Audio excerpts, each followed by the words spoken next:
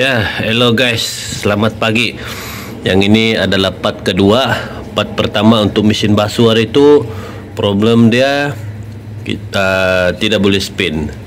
Jadi kalau mau tahu apa problem tidak mau spin, tengok video part pertama berkenaan dengan mesin basuh saya ni lah. Oke, sekarang ni masalah kedua yang saya jumpa. Bila kita mau cuci baju, air punya level ni, walaupun kita sudah set dekat dia punya yang button sini ni, button yang di sini, water level dia ada lebih kurang dalam setengah, tapi dia tidak dapat baca seperti yang kita set tu. Dia sentiasa penuh di area sini. Jadi bila level air tu berada di sini, mesin basuh ni dia tidak akan berpusing untuk cuci baju kita. Jadi saya pun sebenarnya belajar pada YouTube, tapi itu belajar teori lah maksud dia. Amali saya buat sendiri. Jadi bila saya buka yang di sini nih, kita skru satu, sini satu, sini satu, belakang ada dua sando sana di bagian luar. Saya buka bot ni yang hari itu, saya nampak hose untuk water level sensor digigit tikus. Sama juga macam sebelum ini, wire ni digigit tikus. Jadi bila digigit tikus, itu air punya temperature, air punya level, punya sensor tidak dapat baca. Jadi ini hose ni lebih kurang dalam 8 mm kah berapa ini, saya pun tidak pasti. 6 mm. Saya try tukar hose ni, dia akan lalu di sana sini. Ini water level sensor, jadi dia bersambung di bagian sini. Ini senang saya, kita cabut satu klip dia, lepas itu cabut klip sini. Saya ulang ini water level sensor. Okey.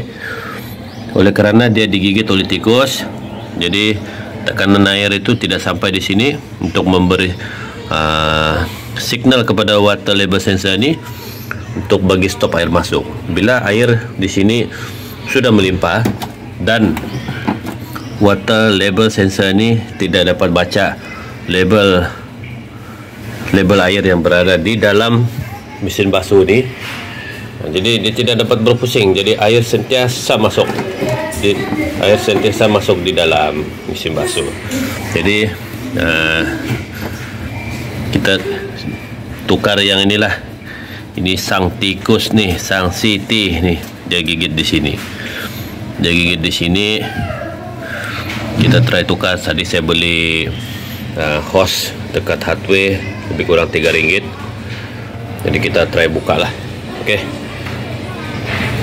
Oke, bagian atas tadi dia punya hose kita sudah sambung guna ikat pakai kabel tie warna hitam.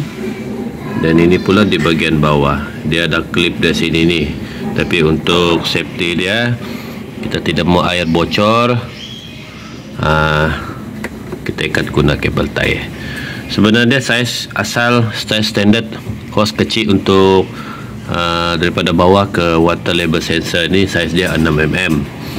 Tapi saya pun tadi saya beli barang, sebenarnya saya tidak buka dulu yang lama, jadi saya main agak-agak saja.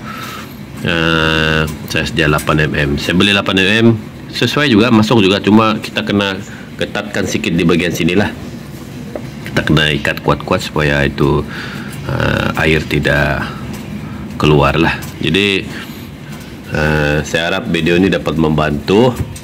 Senang saja daripada atas sini tadi dia laluan, dia turun bawah sini, ikut saja laluan asal. Yang penting apa yang kita buka kita ingat kan.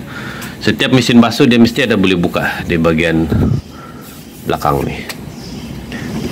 Jadi sudah pasang, kita try pusing lah, kita try masuk kain, kita try pusing macam mana, sama ada berfungsi dengan berfungsi kembali kepada asal ataupun tidak boleh berfungsi.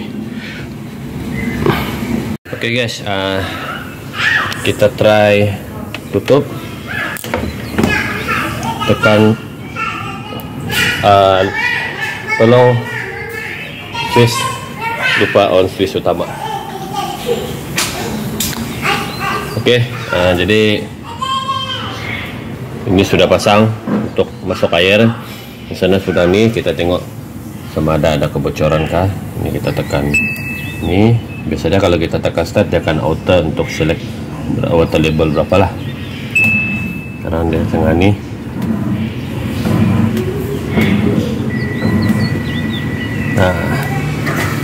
Oke, medium. Sebelum saya tukar hose tuh, dia sentiasa di extra high. Jadi air tuh tidak dapat baca